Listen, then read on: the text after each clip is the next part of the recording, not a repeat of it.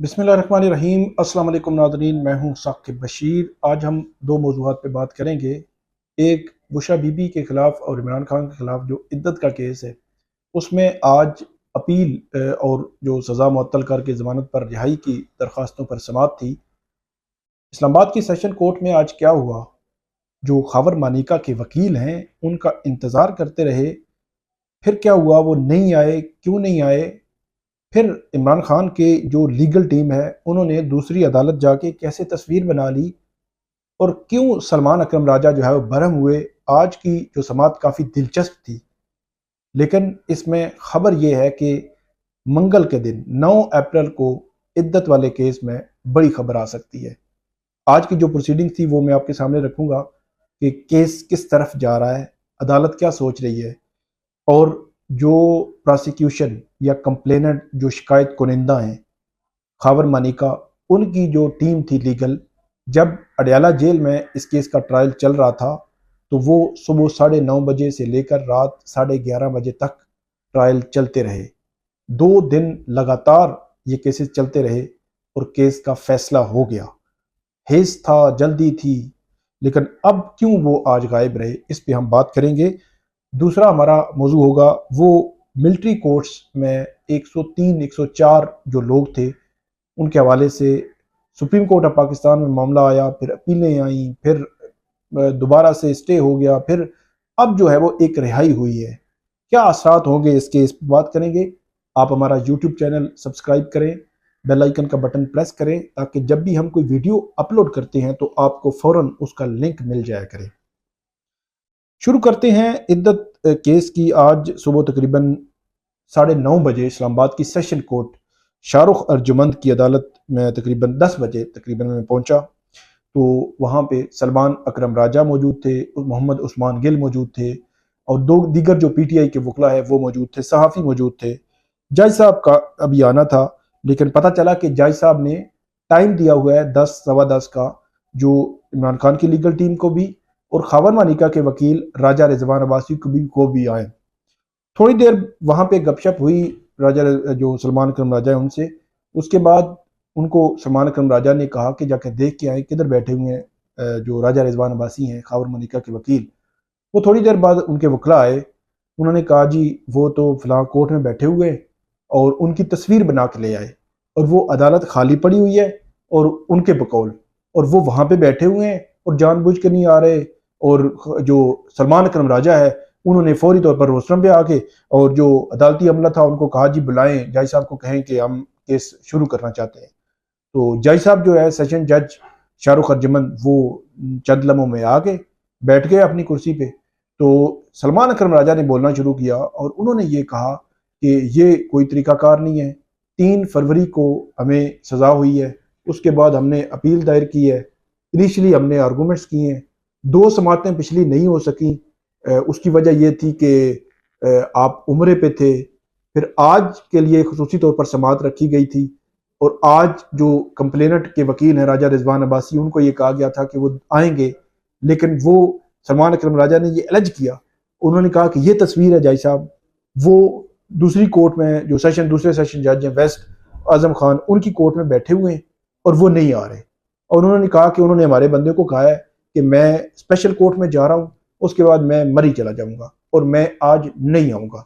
तो सलमान अकरम राजा ने कहा कि ये कोई तरीकाकार नहीं है कि एक जो मुलजम है जेल में, उनके राइट्स का मसला है, वो बीमार हैं और ईद है, तो ईद पे अदालतें इस किस्म के मामला देख लिया करती हैं।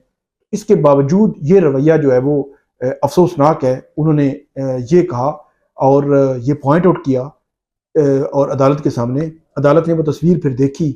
उसके बाद बहरहाल उन्होंने कहा कि देखते हैं, और साथ ही केस जो है वो कॉल करवाया, और सलमान अकरम राजा ने कहा कि आप तो शुरू करें ना।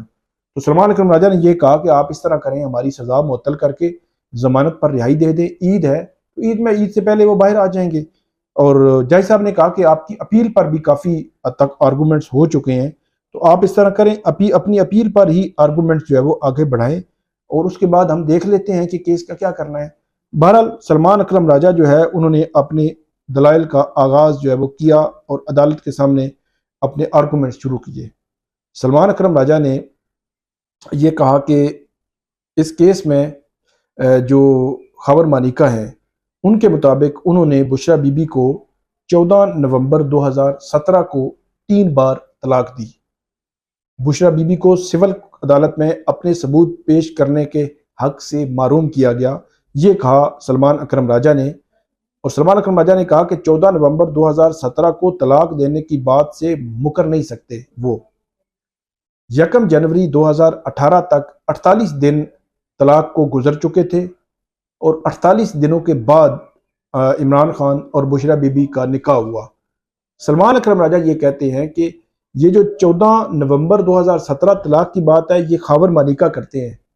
بشرا بی بی یہ کہتی ہیں اور انہوں نے ایفیڈیوٹ دیا، جو اپنا 342 کا جو سٹیٹمنٹ تھا اس سٹیٹمنٹ میں انہوں نے یہ بات کی، ایفیڈیوٹ نہیں دیا، اس سٹیٹمنٹ یہ بات کی کہ اپریل 2017 میں وربلی ان کو طلاق ہو چکی تھی اور اگست 2017 میں ان کی عدت پوری ہو چکی تھی اور 1 جنوری 2018 کو انہوں نے نکاح کر لیا۔ یہ کیس ہے بشرا بی بی کے اینڈ پہ، ان کا موقف ہے۔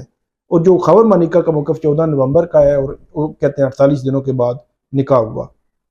سلمان اکرم راجہ یہاں پہ مزید کہتے ہیں کہ ٹرائل کورٹ میں عمران خان نے بیان دیا کہ فروری میں نکاح کے حوالے سے دعا رکھی، مطلب 18 فروری کو وہ کہتے ہیں کہ جو دوسرا نکاح ہوا جو مفتی صاحب کہتے ہیں، مفتی سعید، تو عمران خان کے بقول وہ دوسرا نکاح نہیں تھا بلکہ دعا تھی۔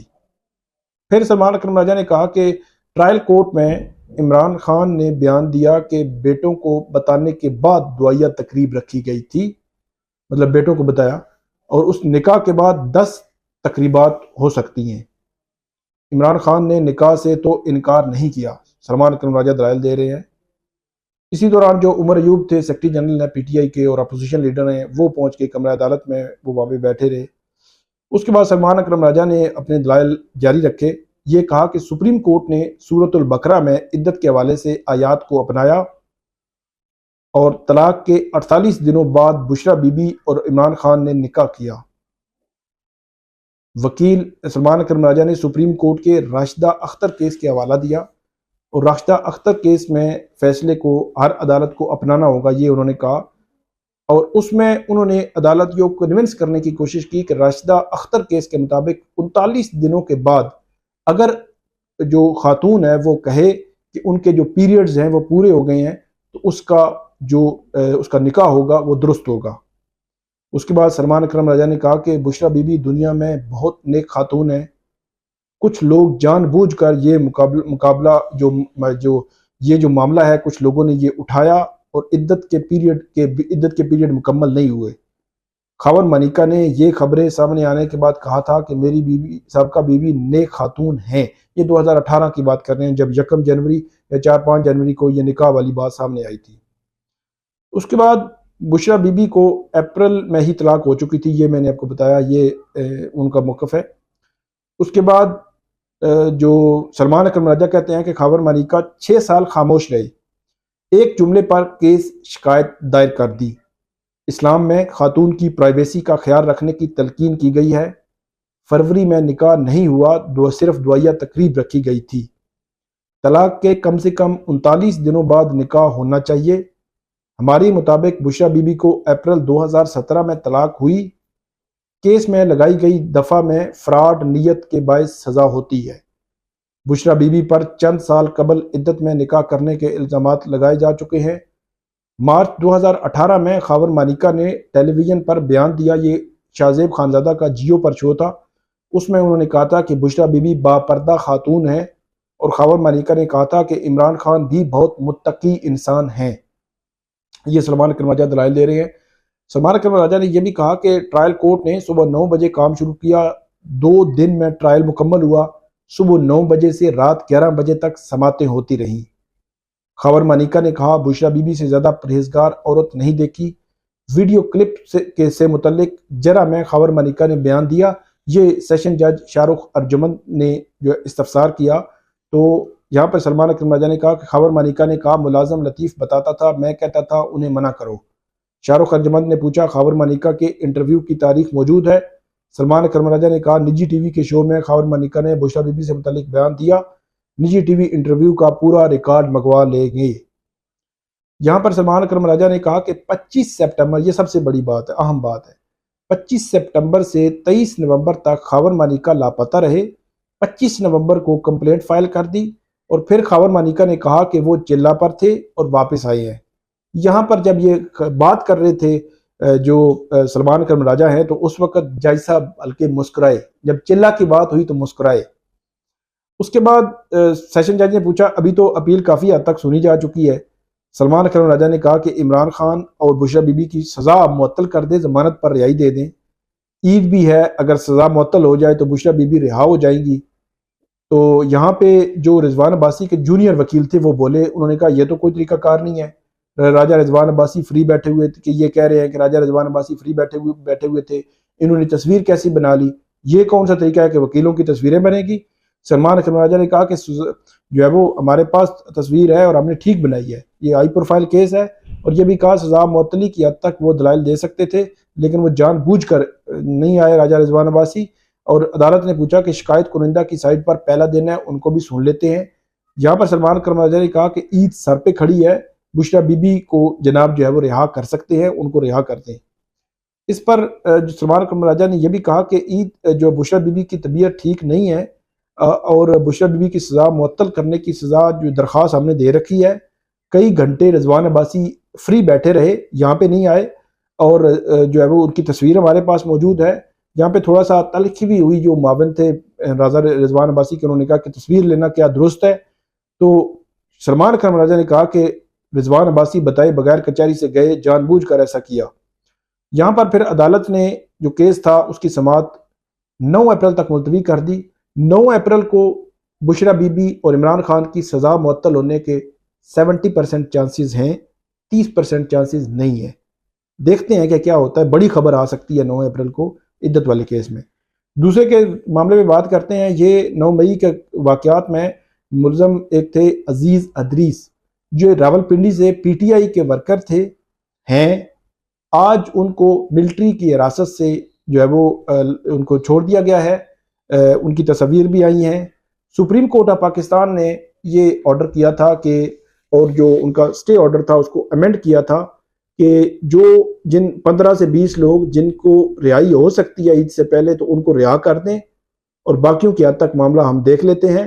آج پہلی رہائی ہوئی ہے یہ عزیز ادریس کی، جن کو آج راولپنڈی سے ان کے خاندان کے حوالے کر دیا گیا ہے، اور ان کو انہوں نے ریسیو بھی کر لیا ہے، اور عزیز ادریس گھر بھی پہنچ چکے ہیں۔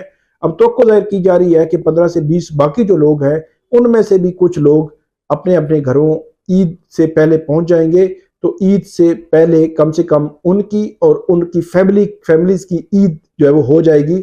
مئی 2023 سے یہ لوگ جو ہے وہ ملٹری کی حراست میں ہیں، اور مارچ 2024 میں ان کچھ لوگوں کو چھوڑا جا رہا ہے۔ دوسری طرف 22 یا 24 اپریل کو سپریم کورٹ آف پاکستان نے ملٹری کورٹس کا کیس سماعت کے لیے مقرر کر لیا ہے، اور وہاں پہ سماعت ہوگی اور مزید اس کا فیٹ جو ہے وہ ڈیسائیڈ ہوگا۔ یہ تھی آج کی ہماری ویڈیو، امید ہے آپ کو پسند آئے گی، اس پہ فیڈ بیک دیجیے گا۔ اللہ حافظ۔